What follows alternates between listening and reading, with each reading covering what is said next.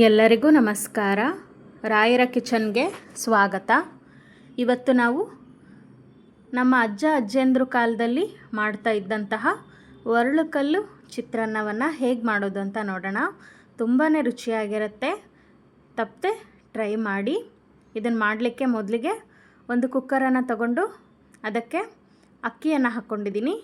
ಅಕ್ಕಿಯನ್ನು ಹಾಕಿ ಸ್ವಲ್ಪ ನೀರನ್ನು ಹಾಕ್ಕೊಳ್ಳೋಣ. ಇದನ್ನು ಚೆನ್ನಾಗಿ ತೊಳ್ಕೊಳ್ಳೋಣ.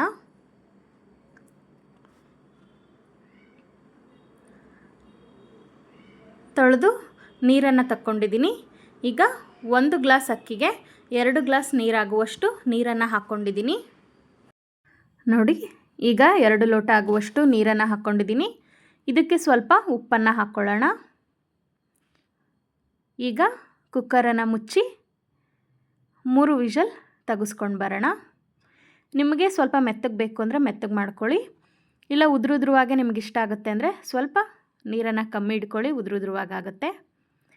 ಇಲ್ಲಿ ನಾವು ಮಸಾಲೆಯನ್ನು ರುಬ್ಕೊಳ್ಳೋದಕ್ಕೆ ಕೊಬ್ಬರಿ 1 ಟೇಬಲ್ ಸ್ಪೂನ್ ಆಗುವಷ್ಟು, ಸಾಸಿವೆ, ಜೀರಿಗೆ, ಹಾಗೆಯೇ ಹಸಿಮೆಣಸಿನಕಾಯಿ, ಕರಿಬೇವು, ಕೊತ್ತಂಬರಿ ಸೊಪ್ಪನ್ನು ತೊಗೊಂಡಿದ್ದೀನಿ. ಸ್ವಲ್ಪ ಇಂಗನ್ನು ಕೂಡ ತೊಗೊಂಡಿದ್ದೀನಿ. ಈಗ ಇದೆಲ್ಲದನ್ನು ಮೊದಲಿಗೆ ರುಬ್ಕೋಬೇಕಾಗತ್ತೆ. ಇಲ್ಲಿ ಮಿಕ್ಸಿ ಜಾರನ್ನು ತಗೊಂಡು ಒಂದೊಂದನ್ನೇ ಹಾಕೋತಾ ಹೋಗೋಣ. ಇಲ್ಲಿ ಕೊಬ್ಬರಿ, ಕರಿಬೇವು, ಹಸಿಮೆಣಸಿನಕಾಯಿ, ಕೊತ್ತಂಬರಿ ಸೊಪ್ಪು, ಜೀರಿಗೆ, ಹಾಗೆಯೇ ಸಾಸಿವೆಯನ್ನು ಕೂಡ ಹಾಕ್ಕೊಂಡಿದ್ದೀನಿ. ಮೇಲೆ ಸ್ವಲ್ಪ ಇಂಗನ್ನು ಹಾಕೋತಾ ಇದ್ದೀನಿ. ಈಗ ಇದಕ್ಕೆ ನೀರು ಹಾಕಿ ಸ್ವಲ್ಪ ತರಿಯಾಗಿ ರುಬ್ಕೋಬೇಕಾಗತ್ತೆ. ತುಂಬ ನುಣ್ಣಗೆ ರುಬ್ಕೊಳ್ಳೋಕೆ ಹೋಗಬೇಡಿ. ಈಗ ಇದನ್ನು ಪಕ್ಕಕ್ಕೆ ಇಟ್ಕೊಳ್ಳೋಣ. ನಾನಿಲ್ಲಿ ಒಲೆ ಮೇಲೆ ಒಂದು ಪಾತ್ರೆಯನ್ನು ಇಟ್ಕೊಂಡಿದ್ದೀನಿ. ಅದಕ್ಕೆ ಸ್ವಲ್ಪ ಎಣ್ಣೆಯನ್ನು ಹಾಕೋತಾ ಇದ್ದೀನಿ. ಎಣ್ಣೆ ಕಾದ ನಂತರ ಸ್ವಲ್ಪ ಸಾಸಿವೆ,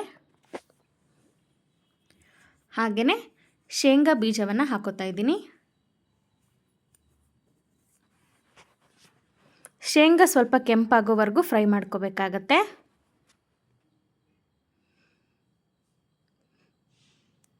ಹಾಗೆಯೇ ನಾನಿಲ್ಲಿ ಸ್ವಲ್ಪ ಜೀರಿಗೆಯನ್ನು ಕೂಡ ಹಾಕ್ಕೊಂಡಿದ್ದೀನಿ. ಹಾಗೆಯೇ ಒಣಮೆಣಸಿನ್ಕಾಯನ್ನು ಹಾಕೋತಾ ಇದ್ದೀನಿ.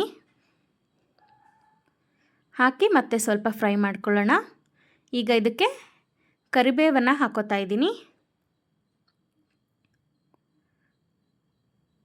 ನಂತರ ನಾವು ರುಬ್ಬಿಟ್ಕೊಂಡಂತಹ ಮಿಶ್ರಣವನ್ನು ಹಾಕ್ಕೊಳ್ಳೋಣ. ಹಾಕಿ ಚೆನ್ನಾಗಿ ಮಿಕ್ಸ್ ಮಾಡ್ಕೊಳ್ಳೋಣ. ಇದನ್ನು ಸ್ವಲ್ಪ ಸಣ್ಣ ಉರಿಯಲ್ಲೇ ಚೆನ್ನಾಗಿ ಫ್ರೈ ಮಾಡ್ಕೋಬೇಕಾಗತ್ತೆ.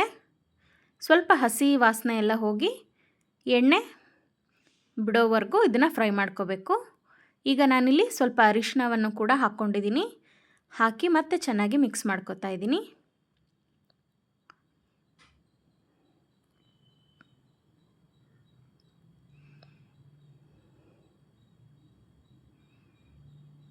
ನೋಡಿ, ಕಲರ್ ಕೂಡ ಎಷ್ಟು ಚೆನ್ನಾಗಿ ಕಾಣಿಸ್ತಾ ಇದೆ ಅಲ್ವಾ?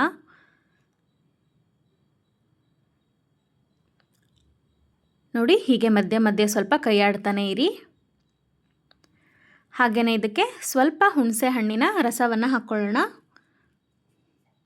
ಇದ್ರ ಬದಲಿಗೆ ನೀವು ನಿಂಬೆ ಹಣ್ಣನ್ನು ಕೂಡ ಹಿಂಡ್ಕೋಬಹುದು, ಅಥವಾ ತುರಿದಿರುವಂತಹ ಮಾವಿನಕಾಯಿಯನ್ನು ಕೂಡ ಹಾಕ್ಕೋಬಹುದು. ಅದು ಕೂಡ ತುಂಬಾ ರುಚಿಯಾಗತ್ತೆ. ಹಾಗೆಯೇ ಸ್ವಲ್ಪ ಉಪ್ಪನ್ನು ಹಾಕೋತಾ ಇದ್ದೀನಿ. ಹಾಕಿ ಮತ್ತೆ ಚೆನ್ನಾಗಿ ಮಿಕ್ಸ್ ಮಾಡಿ ಇದನ್ನು ಕುದಿಲಿಕ್ಕೆ ಬಿಡೋಣ.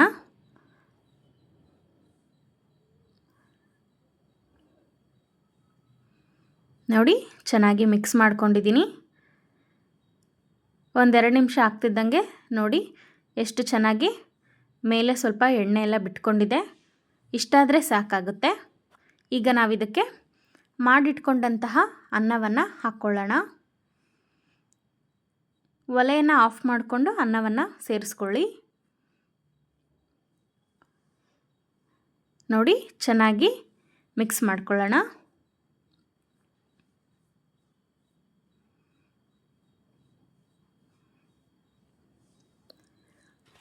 ನೋಡಿ, ಚೆನ್ನಾಗಿ ಮಿಕ್ಸ್ ಮಾಡ್ಕೊಂಡಿದ್ದೀನಿ. ನೀವು ಬೇಕಾದರೆ ಮೇಲೆ ಸ್ವಲ್ಪ ಕೊತ್ತಂಬರಿ ಸೊಪ್ಪನ್ನು ಕೂಡ ಹಾಕೋಬಹುದು. ಇಷ್ಟ ಆದರೆ ಆಯಿತು.